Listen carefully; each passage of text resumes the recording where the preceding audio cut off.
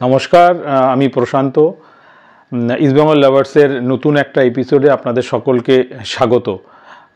আজকে একটু আসতে দেরি হয়ে গেল, একটা পার্সোনাল কাজের জন্য ভিডিওটা বানাতে একটু দেরি হয়ে গেল আমার। তো আপনারা সকলেই জানেন যে আজকে একটা খুবই গুরুত্বপূর্ণ ম্যাচ বলতে একটা ডার্বি মহারণ ছিল, East Bengal versus Mohun Bagan super giant. এবং সেই খেলার ফলাফল নিয়ে এবং সেই খেলার ম্যাচ বিশ্লেষণ নিয়ে পুরো কিছু কথা বলার জন্যেই এই ভিডিওটা করা।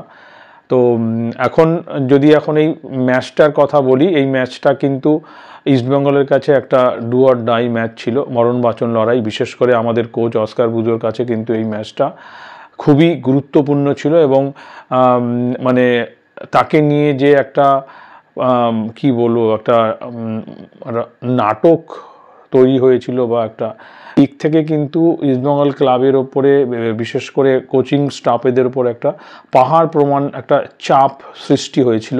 এটা ইচ্ছাকৃত করা হয়েছিল না এটা হয়েছিল সেটা এখনও জানা যায়নি।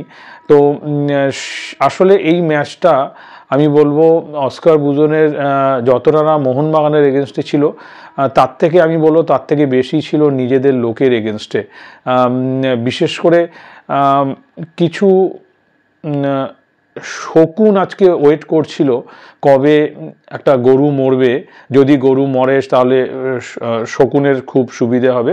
একটা প্রবাদ আসে না যে শকুনের অভিশাপে কোনো দিন গরু মরে না, আজকে সেই প্রবাদটা কিন্তু খেটে গেল। শকুনরা যতই কুদৃষ্টি দিক বা শকুনরা যতই তাকিয়ে থাকুক যে গরু মরেছে কি না, সেই জিনিসটা কিন্তু আজকে হয়নি। তো শকুনের অভিশাপে কিন্তু আজকে গরু মরেনি এবং অস্কার বুজো কিন্তু আজকে অনেক বলবো, মানে পুরোটা দিতে পারিনি, কিছু প্রশ্নের জবাব দিতে পেরেছে, কিছু অপমানের জবাব দিতে পেরেছে, এখনও অনেক জবাব দেওয়া বাকি। এবং আমি মনে করি যদি এই কাপটা ইস্টবেঙ্গল জিততে পারে তাহলে মনে হয় সেটা সম্পূর্ণ হবে সেই জবাব দেওয়াটা। আমরা কিছুদিন ধরেই সোশ্যাল মিডিয়াতে অনেক কথাই শুনতে পাচ্ছি এই কোচকে নিয়ে। কিছু প্রাক্তন প্লেয়ার বলুন, কিছু কোচ বলুন, সকলে মিলে কিন্তু একটা আক্রমণের মানে কি বলবো একটা পরিবেশ সৃষ্টি হয়েছিল এবং সেই দিক থেকে কিন্তু পুরো টিমটাই একটা প্রচণ্ড চাপের মধ্যে চলে গেছিলো, বিশেষ করে আমাদের কোচ। এবং আমি মনে করি আজকে এই ম্যাচটা কিন্তু আমাদের কোচ মানে স্বমহিমায় উত্তীর্ণ হয়েছে এবং উনি দেখিয়ে দিয়েছেন যে ওনার ম্যাচ রিডিংটাও কোনো অংশে কম না। আজকে বেসিক্যালি উনি ট্যাকটিক্যাল দিক থেকে কিন্তু অপোনেন্টকে ধরাশায়ী করেছেন, খেলেছে। আমি জানি না, পরপর এই বছর আমরা 3টে সিনিয়র টিমের 3টে ম্যাচ ডার্বি আমি দেখলাম এবং এত ডমিনেট করে ফুটবল খেলতে আমি কিন্তু খুব কম দেখেছি ইস্টবেঙ্গলকে মোহনবাগানের এগেনস্টে। বিশেষ করে আইএসএল হওয়ার পর থেকে আমি জানি না ইস্টবেঙ্গল কতবার এত ডমিনেট করে মোহনবাগান সুপার জায়ান্টের এগেনস্টে খেলেছিল। এবং আজকে যে খেলাটা উপহার দিয়েছে ইস্টবেঙ্গল, এটা বলবো একটা ট্যাকটিক্যাল গেম আমাদের কোচ খেলেছেন। আজকে ইস্টবেঙ্গল হয়তো সেমিফাইনালে উঠে গেছে বলে হয়তো উনি পার পেয়ে গেলেন আমি বলবো, কিন্তু যদি কোনো কারণে যদি আজকে অঘটন ঘটতো তাহলে কিন্তু এই কোচকে নিয়ে কিন্তু কাটাছেঁড়া শুরু হয়ে যেত এবং আরও কত কিছু অপেক্ষা করেছিল, সেই অপেক্ষায় কিন্তু আমরা সকলেই দিন গুনছিলাম। যার শেষ ভালো তার সব ভালো। আজকে উনি কিন্তু উত্তীর্ণ হয়েছেন সেই পরীক্ষাতে এবং অনেকটা জবাব দিতে পেরেছেন, পুরোপুরি হয়তো দিতে পারেননি।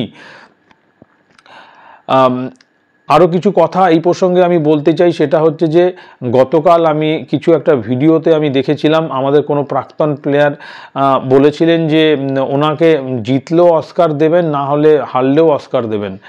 তো আমার কথা হচ্ছে, দেখুন অস্কার, প্রথম কথা বলি, আপনি যে কথাটা বলেছেন, প্রথমত অস্কার দেওয়ার যোগ্যতা আপনার নেই। ওকে, অস্কার হাতেও আপনি পাবেন না, সেই যোগ্যতা আপনার নেই। কিন্তু আপনার যেটা আছে আপনি সেটাকে ইউজ করুন। মানে একটা শিষ্টাচার বলে একটা কথা হয় বাংলায়, সেই শিষ্টাচারটা দেখান। একজন ফরেন কোচের এগেনস্টে বা একজন বয়োজ্যেষ্ঠ লোকের এগেনস্টে কীভাবে কথা বলতে হয় সেই শিষ্টাচারটা শিখুন, শিখে বলুন। এইভাবে কোনো লোককে বলার আগে আপনার 10 বার ভাবা উচিত। আপনি হয়তো প্লেয়ার হিসেবে অনেক বড় প্লেয়ার, হ্যাঁ, ভারতে, সেটা নিয়ে কিন্তু আমাদের কোনো প্রশ্ন নেই বা আমরা সেটা নিয়ে কোনো প্রশ্ন তুলতে পারি না, কিন্তু আমরা যেটা প্রশ্ন তুলতে পারি সেটা হচ্ছে আপনার শিষ্টাচার। আপনি এই শিষ্টাচার জিনিসটা হয়তো ঠিক মতো মানে ছোটোবেলা থেকে সেইভাবে হয়তো আপনি সেই জিনিসটা পাননি, তো যার জন্যে আপনি আজকে যাকে তাকে বয়োজ্যেষ্ঠ লোককে যে কোনোভাবে হোক অপমান করতে আপনার মানে একবারও বাজছে না। আমি জানি না অস্কার বুজো আপনার কোন পাকা মইতে ধান দিয়েছে আমি জানি না, হ্যাঁ, যে ওনার এগেনস্টে আপনি বারবার আপনার কণ্ঠ দিয়ে আপনি বারবার কটু কথা বলে যাচ্ছেন। হ্যাঁ, আজকে উনি কিছুটা জবাব আশা করি আপনাকে দিতে পেরেছেন এবং আমি আশা করব আপনি এবার আপনার মুখটা একটু বন্ধ রাখবেন, রাখলে এটা আপনারই ভালো হবে। কেন আপনি ফুটবলার হিসেবে যতটা বড়, আমার মনে হয় না আপনি মানুষ হিসাবে ততটা বড় হতে পেরেছেন। হ্যাঁ, সবাই তো সব কিছু হতে পারে না। আপনি হয়তো প্লেয়ার হিসেবে বড় হয়েছেন কিন্তু মানুষ হিসাবে বড় হয়ে উঠতে পারেননি। তো আমি আশা করব আপনি এবার আপনার মুখটা একটু বন্ধ রাখবেন এবং ওনাকে ওনার মতো করে কোচিংটা করতে দিন। হ্যাঁ, অনেক হয়েছে, এবার একটু মুখটা বন্ধ করুন। আমি আরেকটা কথা বলতে চাই, ইস্টবেঙ্গলের সাফল্য যদি এনে দিতে পারে, এই অস্কার বুজোর হাত ধরেই কিন্তু ইস্টবেঙ্গলের সাফল্য আসবে। কোনো সেন বা কোনো ভট্টাচার্য কিন্তু এই সাফল্য এনে দিতে পারবে না ইস্টবেঙ্গল টিমকে, কারণ এই ইস্টবেঙ্গল টিমটা কিন্তু অস্কার বুজোর হাতে তৈরি। উনি ওনার পছন্দ মতো বিদেশি চয়ন করে এনেছেন এবং উনি ওনার ফরমেশন অনুযায়ী এবার ফুটবলার সিলেক্ট করেছেন, যেটা কিন্তু আমরা ইস্টবেঙ্গলের খেলা থেকে আমরা প্রথম দিন থেকে আমরা এই জিনিসটা বুঝতে পারছি যে উনি মিডফিল্ড নির্ভর ফুটবল খেলতে চাইছেন। এবছরে মিডফিল্ড উনি জমাট রেখে সেখান থেকে উনি কিন্তু খেলাটা চারিদিকে ছড়িয়ে দিতে চাইছেন এবং সেটা যে সাফল্যের সঙ্গে করতে পারছেন তার উদাহরণ হচ্ছে আমাদের 3টে ডার্বিতে আমরা ডমিনেট করে ফুটবল খেলেছি, ডমিনেটিং ফুটবল খেলেছি। আমরা লাস্ট 2টো ডার্বিতে আজকে জিততে পারলাম না, আর লাস্ট ডার্বিতে 120 মিনিট লড়াই করে আমরা ট্রাইব্রেকারে হেরে গেছি। তার আগের ডার্বিতে আমরা কিন্তু 2-1-এ আমরা জিতেছি। তো ওভারঅল যদি আমি বলতে চাই যে এই ডার্বি নিয়ে যদি কথা বলতে চাই, আমি জানি না এই ISL টুর্নামেন্টে ইস্টবেঙ্গল কবে এত ডমিনেটিং ফুটবল খেলেছে তার অপোনেন্ট চির প্রতিদ্বন্দ্বী মোহনবাগান সুপার জায়েন্টের এগেনস্টে। তো এটা কিন্তু আমাদের সাপোর্টারদের একটু ভেবে দেখা দরকার। আমি দেখছি আমাদের সাপোর্টাররাও একটু ধৈর্য হারিয়ে ফেলছেন এবং মানে আসলে আমার যেটা পার্সোনালি আমি মনে করি, দর্শকদের না একটু সাপোর্টারদের এক্সপেকটেশনটা খুব হাই হয়ে গেছে এবং আমি বলবো এই এক্সপেকটেশন হাই হওয়ার জন্য এই অস্কার বুজনই দায়ী। কেন দায়ী এবার বলবেন? কারণ হচ্ছে এই অস্কার বুজনের হাত ধরেই কিন্তু আমরা একটা ভেঙে পড়া টিমকে AFC কাপে আমরা তুলেছিলাম গ্রুপ চ্যাম্পিয়ন হয়ে। এই অস্কার বুজনের হাত ধরেই কিন্তু আমরা পাঞ্জাবের এগেনস্টে 2-0 গোলে হারা ম্যাচ 4-2 গোলে আমরা জিতেছি। সেকেন্ড হাফে আমরা 4 গোল করে সেই ম্যাচটা কিন্তু 4-2 গোলে আমরা জিতি। এই অস্কার বুজনের হাত ধরে কিন্তু আমরা 9 জন হয়ে যাওয়া ইস্টবেঙ্গল মোহামেডানের এগেনস্টে ভালো ফুটবল উপহার দিয়ে ড্র করেছি। এই অস্কার বুজনের হাত ধরেই কিন্তু আমরা 10 জন হয়ে যাওয়া ইস্টবেঙ্গল টিম মোহনবাগানের এগেনস্টে মানে কাঁধে কাঁধ চেপে আমরা কিন্তু লড়াই করেছি এবং আমরা ফাইট দিয়েছি এবং সেই ম্যাচটা আমরা কিন্তু হারতে দিইনি। এই অস্কার বুজনের হাত ধরেই কিন্তু আমরা বোম্বাই সিটি FCর এগেনস্টে 2-0 গোলে জেতা ম্যাচ আমরা 2-2 করার পরেও হিজাজির একটা শিশুসুলভ ভুলের জন্য আমরা কিন্তু সেই ম্যাচটা 3-2 গোলে হেরে যাই। এই অস্কার বুজনের হাত ধরেই কিন্তু আমরা এবছর 3টে প্লেয়ারের আমূল পরিবর্তন দেখতে পাচ্ছি। তার মধ্যে একজন রাকিব, একজন লালনুনচুঙ্গা, আরেকজন মহেশের যেন পুনর্জন্ম হয়েছে। এই মহেশকে কিন্তু আরও অনেক ভয়ানক, আরও অনেক ক্ষিপ্র লাগছে এই অস্কার বুজনের হাত ধরে। আর রাকিবের কথা যত কম বলবো তত ভালো। এই ছেলেটা যে কত উন্নতি করেছে, মানে রাইট ব্যাকে যে ফুটবলটা খেলছে আজকে, কিন্তু সে লিস্টন কোলাসোকে এবং পরে দিমিকে মানে ওদিক দিয়ে বল নিয়ে দৌড়তেই বোতলবন্দি করে রেখেছিল পুরো। তো এর কৃতিত্ব কি অস্কারকে দেবেন না কেউ? আজকে যদি এই প্লেয়ারগুলোই খারাপ খেলতো তখন কিন্তু অস্কার বুজোর ঘাড়ি চাপতো দোষগুলো। লাংনুনচুঙ্গা, যেই ছেলেটা গত বছর হায়েস্ট লাল কার্ড দেখেছে, সেই ছেলেটাকে আজকে আর দেখুন এখনো পর্যন্ত কোনো লাল কার্ড নেই, অলমোস্ট 5-6টা গেম খেলে ফেলেছে ছেলেটা। তো এগুলো কি আমাদের কোচের প্রাপ্য নয়? এই জন্যই তো আমাদের সাপোর্টারদের অনেক বেশি এক্সপেকটেশন বেড়ে গেছে এবং তার জন্য দায়ী এই অস্কার বুজোর। কিন্তু আমরা যখন কোনো একটু ছোট কিছু ইনসিডেন্ট হয়ে যায় তার জন্য কিন্তু আমরা অনেক বেশি উতলা হয়ে পড়ি। এই জিনিসটা কিন্তু আমাদের বন্ধ করতে হবে। একটা কোচ কিন্তু আমাদের একটা সাফল্যের দিকে নিয়ে যাচ্ছে এবং এই সাফল্য পেতে আমাদের একটু টাইম লাগবে, একটু ধৈর্য ধরতে হবে। আপনারা কিভাবে এক্সপেক্ট করছেন একটা 9 নম্বরে থাকা টিম নেক্সট ইয়ারে চ্যাম্পিয়ন হয়ে যাবে? এটা আমার ধর্তব্যের মধ্যে আমি ভাবতেই পারছি না। আমি এই জিনিসটা ভাবতেই পারছি না। লাস্ট ইয়ারে 9 নম্বরে শেষ করা একটা টিম এই বছর নাকি চ্যাম্পিয়ন হবে। তাহলে সেই এক্সপেকটেশনটা কিন্তু এই কোচই আপনাদের তৈরি করে দিয়েছে। আপনারা এই 6টা ম্যাচ খেলে আপনার টিমকে আপনি জাজ করে ফেলেছেন যে এই টিমের চ্যাম্পিয়ন হওয়ার মতো যোগ্যতা রয়েছে, পোটেনশিয়াল রয়েছে এই টিমের মধ্যে। তাহলে কি এই কৃতিত্বটা আমাদের কোচের যায় না? অস্কার বুজোর কি এই কৃতিত্বটা পেতে পারে না যে উনি যে ফুটবলটা উপহার দিচ্ছে?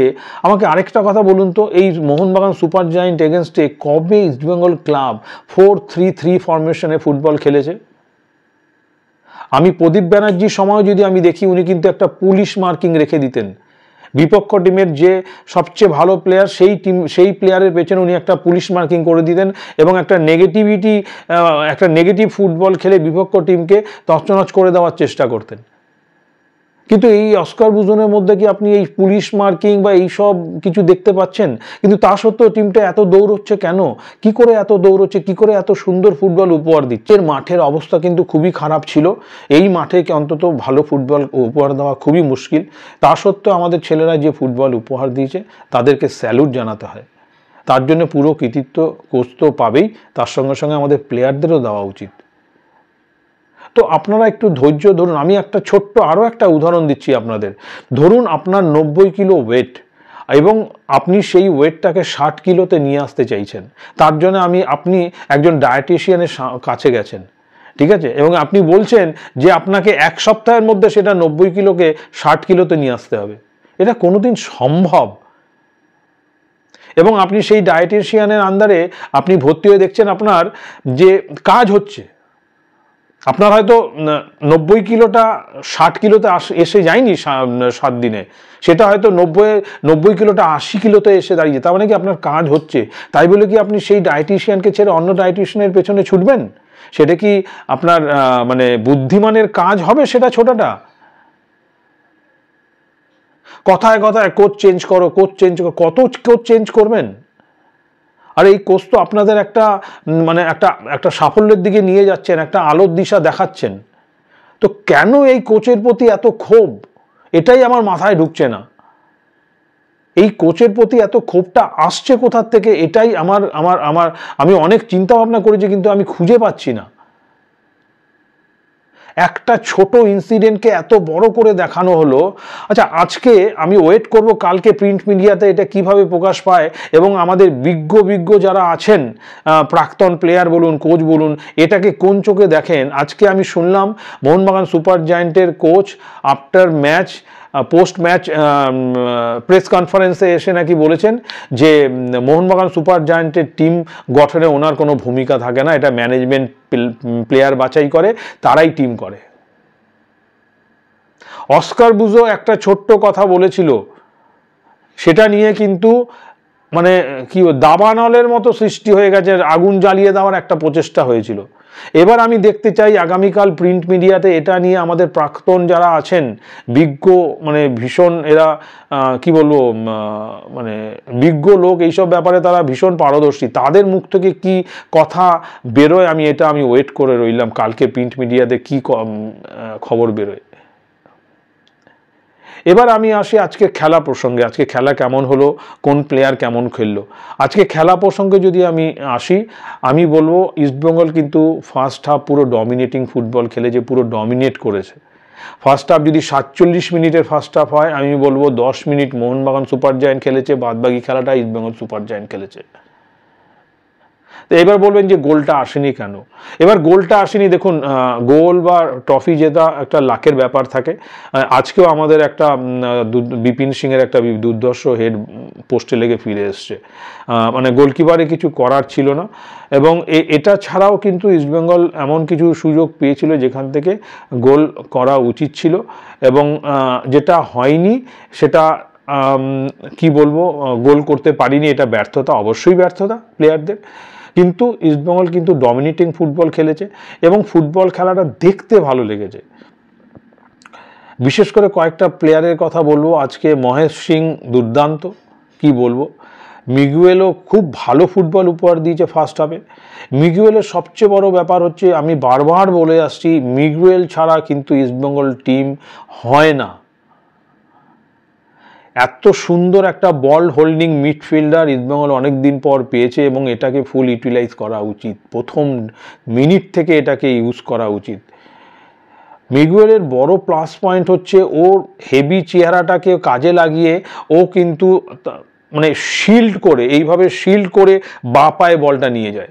এই হাতটা কিন্তু এরকম থাকে, যার ফলে ওর কাছে কিন্তু প্লেয়ার ঘেঁষতে পারে না, মানে ঘেঁষলো পুরো এই হাত দিয়ে আড়াল করেও কিন্তু বলটাকে বাঁ পায়ে টেনে নিয়ে চলে যায় এবং অনেকে বলে অনেকক্ষণ বল হোল্ড করে রাখে। আমি বলবো এটা কিন্তু ইস্টবেঙ্গল টিমের পক্ষে এটা পজিটিভ সাইড। কেন বলছি, ও যখন বলটা ক্যারি করছে ওর পেছনে দেখবেন 2-3জন প্লেয়ার ওর পেছনে ধাওয়া করছে, তাতে করে কি হচ্ছে, একটা ভ্যাকুমের সৃষ্টি হচ্ছে।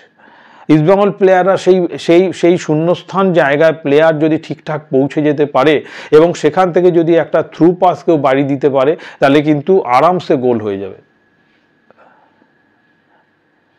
এটা কিন্তু একটা পজিটিভ সাইড এবং আমি মনে করি যে কোনো টিমে এই ধরনের একটা মানে হোল্ডিং মিডফিল্ডার খুবই দরকার। এবং এই মিগুয়েল আসার পরে কিন্তু আমরা অন্য ইস্টবেঙ্গলকে দেখছি। সত্যি বলছি, এইবার আমি যে ইস্টবেঙ্গলকে দেখছি, এতদিন আমরা মোহনবাগান সুপার জায়ান্টের সঙ্গে খেলা পড়লে না, আমরা মানে কি বলবো, অনেক আশা আকাঙ্ক্ষা নিয়ে মানে খেলা দেখতে বসতাম যে কি হবে, মানে ম্যাচটা জিততে পারবো তো বা ড্র করতে পারবো তো, মানে আমরা কাকে রুখবো, কাকে ছেড়ে কাকে ধরবে, এত ভালো ভালো প্লেয়ার মোহনবাগান সুপার জায়ান্টে, কাকে ছেড়ে কাকে ধরবে। হ্যাঁ, মানে এই অবস্থা হয়ে গেছিল আমাদের এক সময়। কিন্তু এখন যখন আমরা খেলা দেখতে বসি, বিশেষ করে এই সিজনে, আমরা কিন্তু অনেক মনোবল স্ট্রং রেখে, বুকে বল রেখে বসতে পারি যে না, এই বছর আমরা অন্য ফুটবল খেলবো, এই বছর কিন্তু আমাদের হারানো অত সহজ না। সেটা কিন্তু এই 3টে ডার্বি খেলা থেকে স্পষ্ট হয়ে গেছে। ইভেন বিপক্ষ টিমও কিন্তু এবার বলতে বাধ্য হচ্ছে যে এই ইস্টবেঙ্গল কিন্তু অন্য ইস্টবেঙ্গল, অনেক শক্তিশালী ইস্টবেঙ্গল।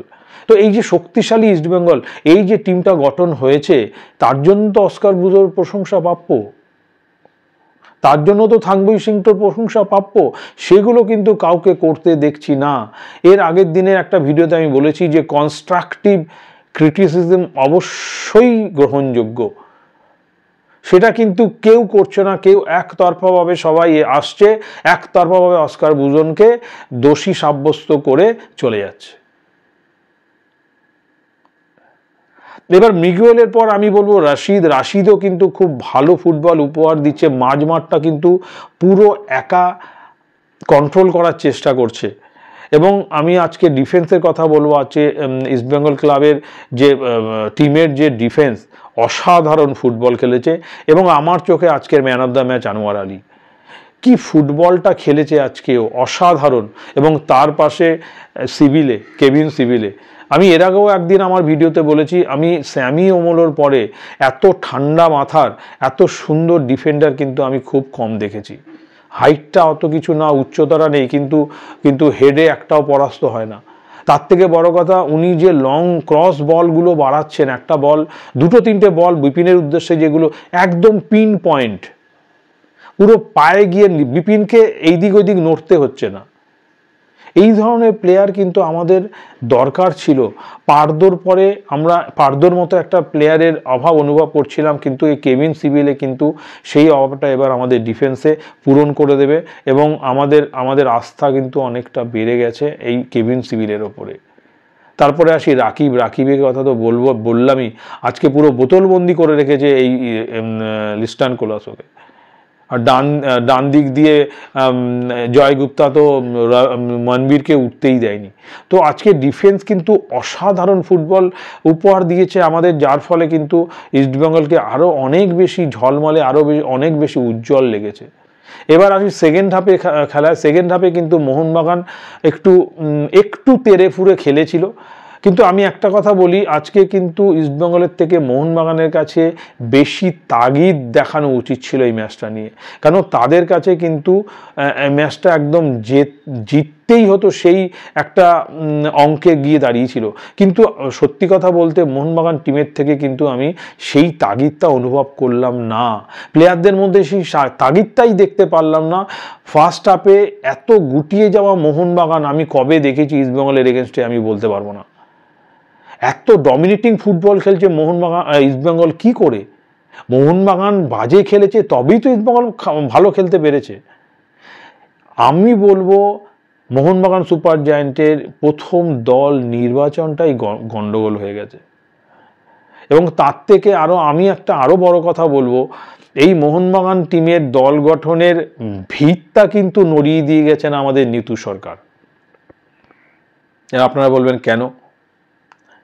কারণ হচ্ছে মোহনবাগান থেকে যেই দিন আনোয়ার আলীকে ইস্টবেঙ্গলে ছিনিয়ে আনা হয়, সেই দিন কিন্তু মোহনবাগান সুপার জায়ান্ট টিমটা পুরো ডিসব্যালেন্স হয়ে গেছে, এবং সেই জায়গাটা কিন্তু মোহনবাগান ম্যানেজমেন্ট সেই জায়গাটা ভরাট করতে পারেনি।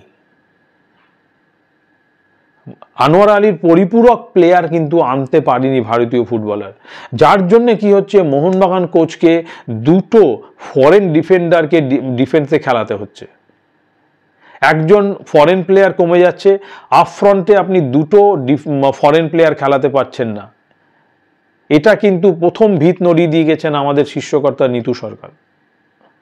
আনোয়ার আলীকে মোহনবাগান থেকে ইস্টবেঙ্গল নিয়ে আসাটা পুরো ব্যালেন্সটাই নষ্ট হয়ে গেছে মোহনবাগান টিমের। এরপরে যে প্রবলেম মোহনবাগান ম্যানেজমেন্ট যে ভুলটা করেছেন সেটা হচ্ছে গ্রেগ স্টুয়ার্টে চলে যাওয়াটা মোহনবাগান সুপার জায়ান্টের পক্ষে একটা বিশাল ক্ষতি আমি মনে করি, এবং তার সাবস্টিটিউট কোনো প্লেয়ার না আনতে পারা। যেদিন রবসন মোহনবাগানে এসেছিল, আমি আমার ঘনিষ্ঠ মহলে বলেছিলাম Robson is not a Greg Stuart, কোনোদিনই হতে পারে না। দুজনের খেলার কি বলবো দৃষ্টিভঙ্গি আলাদা, খেলার পজিশন আলাদা। গ্রেগ স্টুয়ার্ট গত বছর মোহনবাগানকে উজ্জ্বল লেগেছে, ঝলমলে লেগেছে এই গ্রেগ স্টুয়ার্ট নামক এই প্লেয়ারটা ছিল বলে। এবার মোহনবাগান টিমে মাঝমাঠে কোনো ফরেনার নেই, এটা কিন্তু মোহনবাগান টিমকে আইএসএলও ভোগাবে, ভীষণভাবে ভোগাবে এটা। আর আজকে যে বিস্ফোরণটা ওদের কোচ করিয়ে দিয়েছে, আমি জানি না পরবর্তীকালে এই কোচ কতদিন থাকবে মোহনবাগান সুপার জায়ান্টে। আমার মনে হয় উনি হয়তো বুঝে গেছেন যে ওনার বিদায় ঘন্টা বেজে গেছে, সেই সুযোগ বুঝে কিন্তু উনি এই বোমাটা ফাটিয়ে দিয়ে গেলেন। তো ওভারঅল আজকে ইস্টবেঙ্গল যে ফুটবলটা খেলেছে, আমি দেখছি অনেকের কাছে শুনলাম অনেকে হতাশ। আমি তো অবাক হয়ে গেলাম। এই খেলা দেখে যদি হতাশ হয় তাহলে আমার কিছু বলার নেই। আসলে আমি আপনাদের আগেই বললাম এক্সপেকটেশনটা খুব হাই হয়ে গেছে। এটা কিন্তু ইস্টবেঙ্গল সাপোর্টারদের জন্য একটা খুব বাজে দিক আমি বলবো, এত হাই এক্সপেকটেশন করাটা। কেন? যখনই আপনি এক্সপেকটেশনটা এমন জায়গায় চূড়ায় তুলে নিয়ে যাচ্ছেন, মানে আপনি এমন স্বপ্ন দেখছেন যেই স্বপ্ন পূরণ করা সম্ভব না। স্বপ্ন দেখা ভালো, কিন্তু মানে এমন স্বপ্ন দেখবেন না যেটা মানে আয়ত্তের বাইরে। আমার মনে হয় সেই স্বপ্নটা দেখে ফেলছেন আপনারা। একটা 9 নম্বর টিমকে ধাপে ধাপে উঠতে দিন, একবারে চূড়ায় তুলতে যাবেন না। সেই এক্সপেকটেশন নিলে কিন্তু দোষটা আপনাদের, টিমের কোচের না, টিমের ম্যানেজমেন্টের না। টিম ম্যানেজমেন্ট জন্য এই জন্য কোনোভাবে দায়ী থাকবে না, আমাদের কোচ কোনোভাবে দায়ী থাকবে না। আপনি যে এক্সপেকটেশনটা আপনার নিজের মধ্যে তৈরি করে ফেলছেন। তো আমি সমর্থকদের বলবো এক্সপেকটেশনটা একটু কমান। এবং আমি ইস্টবেঙ্গল টিম ম্যানেজমেন্টকেও বলবো, একটা দিক আজকে আমার খুব ভালো লাগলো যে ইস্টবেঙ্গলের শীর্ষকর্তা খেলা শেষ হওয়ার পর একটা মিটিং করেছেন, আমি দেখলাম সেটা কোচের সঙ্গে বসেছিলেন, কোচের সঙ্গে অনেকক্ষণ কথা বলেছেন, থাংবই সিংটোও নাকি সেই মিটিংয়ে ছিলেন, এটা একটা খুব পজিটিভ সাইড। এবং আরেকটা জিনিস আমার ভালো লাগলো, এই ম্যাচটা জেতার পরে কিন্তু ইস্টবেঙ্গল টিমের প্লেয়াররা খুব বেশি উচ্ছ্বাস প্রকাশ করেনি, এটা কিন্তু খুব ভালো নিদর্শন। এবং আসল যে উৎসবটা হবে সেটা তো ফাইনাল জেতার পরে, এবং এই টিমের কিছু প্লেয়ার দেখেছে যে সেলিব্রেশন কিভাবে করতে হয়, তারা লাইফে এই ধরনের সেলিব্রেশন হয়তো দেখেনি, যারা দেখেছে তারা ইস্টবেঙ্গল ক্লাবকে আজীবন মনে রাখবে। তার মধ্যে একজন হচ্ছে বোরা হেরেরা, সে কিন্তু এখনও ইস্টবেঙ্গলের নাম নেয়। তার মধ্যে আরেকজন হচ্ছে ব্রাইট এনোবাখারে, সেও কিন্তু ইস্টবেঙ্গলের নাম নেয়। তো ইস্টবেঙ্গল ক্লাব একটা আলাদা ঘরানা, কিন্তু আমি বলবো একটা লিগাসি তো অবশ্যই আছে এখানের। এই ইস্টবেঙ্গল ক্লাবের যে সমর্থকরা আছে তাদের যে উন্মাদনা, তাদের যে মানে মোটিভেশন দেওয়ার যে ক্ষমতা, সেটা খুব কম সমর্থকদের মধ্যে আমরা এটা দেখতে পাই। তো আমরা খালি বলবো তোমরা চ্যাম্পিয়ন হও, তারপরে কিভাবে তোমাদের বরণ করে নিতে হয় সেটা আমাদের উপরে ছেড়ে দিও। সেটা তোমরা যেদিন চ্যাম্পিয়ন হয়ে ট্রফিটা নিয়ে দমদম বিমানবন্দরে, নেতাজি সুভাষচন্দ্র বিমানবন্দরে নামবে, সেই দিন তোমরা বুঝতে পারবে তোমরা কোন ক্লাবের হয়ে খেলেছো। তোমরা ট্রফি জেতার পরে সেলিব্রেশনটা কিভাবে করা যায় বা করতে হয় সেটা তোমরা সেদিন দেখতে পাবে। তো ইস্টবেঙ্গল টিমের জন্য আমার এটাই আবেদন থাকবে ম্যানেজমেন্টের কাছে যে আপনারা পুরো ব্যাপারটা দেখুন, যাতে প্লেয়ারদের মধ্যে আত্মতুষ্টি না চলে আসে। একটা ডার্বি জেতার পরে প্লেয়ারদের মধ্যে একটা আত্মতুষ্টি আসাটা স্বাভাবিক, কেন এখনও কিন্তু 2টো ম্যাচ বাকি এই ট্রফিটা ঘরে তোলার জন্যে। তো প্লেয়াররা যেন একটু সংযত থাকেন এবং তাদের মোটিভেশন বা তাদের যে ফোকাস থাকেন, কনসেন্ট্রেশনটা যেন নষ্ট না হয়ে যায়। কিন্তু এই দিক থেকে আমি আরেকটা কথা বলবো, আজকে যেটা জানতে পারলাম যে এর পরে শুনছি সেমিফাইনালটা নাকি নভেম্বরের লাস্ট উইকে, প্রায় 25 কি 1 মাস পরেও হতে পারে। এটা কিন্তু খুব একটা বাজে দিক, কেন এই যে একটা মোমেন্টাম তৈরি হয়ে গেছিলো প্লেয়ারদের মধ্যে, এই মোমেন্টামে যখনই একটা ব্যাঘাত ঘটবে, সেখান থেকে আবার নতুন করে নিজেদেরকে চার্জ আপ করে খেলতে নামা, আমি মনে করি এটা কিন্তু ইস্টবেঙ্গল ক্লাবে একটা মাইনাস পয়েন্ট হতে পারে। হ্যাঁ, তো এটাকে সব দিক বিচার করে আমি বলবো ম্যানেজমেন্ট যেন যথাযথ ব্যবস্থা নেয় প্লেয়ারদের উজ্জীবিত করার জন্যে, এবং যাতে প্লেয়াররা এই মোমেন্টামটা ধরে রাখতে পারে। আমি যদিও মনে করি এটা ধরে রাখা খুবই কঠিন কাজ, কেন একটা মোমেন্টামের মধ্যে খেলা হলে যেই রেজাল্টটা হয়, এই মোমেন্টামটা ব্রেক হয়ে গেলে কিন্তু সেই রেজাল্টটা পাওয়া একটু কষ্টকর হয়ে যায়। যাই হোক না কেন, আমরা যখন এত দূর পৌঁছতে পেরেছি, আশা করব তোমরা দাঁতে দাঁত চেপে লড়াই করে আমাদের এই ট্রফিটা অন্তত এবছর ইস্টবেঙ্গল ক্লাবে ঢোকাবে, সেই আশা নিয়েই আমরা বুক বাঁধছি। এবং ফাইনালে উঠলে অবশ্যই চেষ্টা করবে কলকাতা থেকে বিশাল সংখ্যক সমর্থক যাতে যেতে পারে। এবং যেটা শুনলাম হয়তো এর পরবর্তী যে রাউন্ডের খেলাগুলো সেটা গোয়াতে নাও হতে পারে, মাঠের যা কন্ডিশন বা ওখানে যা রেসপন্স পাওয়া যাচ্ছে সেটা নাকি খুব একটা আশাপ্রদ না। তো ফেডারেশন হয়তো অন্য কিছু চিন্তাভাবনা করলেও করতে পারে, সেমিফাইনাল ফাইনাল অন্য কোনো জায়গায় করার জন্যে যদি তারা চিন্তাভাবনা করে, আমার মনে হয় না সেটা খারাপ কিছু চিন্তাভাবনা হবে। তো সব দিক দিয়ে দেখতে গেলে একটা ফিল গুড পরিবেশ ইস্টবেঙ্গল ক্লাবের প্লেয়ারদের মধ্যে, সমর্থকদের মধ্যে, এটার জন্যই আমরা অপেক্ষা করেছিলাম। আশা করব আমাদের টিম আমাদের এই আশাটাকে জিয়ে রাখবে এবং এই সুপার কাপটা চ্যাম্পিয়ন করে দমদম বিমানবন্দরে পা রাখবে। তো আজকের ভিডিওটা এইটুকুনি। নমস্কার, আপনারা সকলে ভালো থাকবেন, শুভরাত্রি।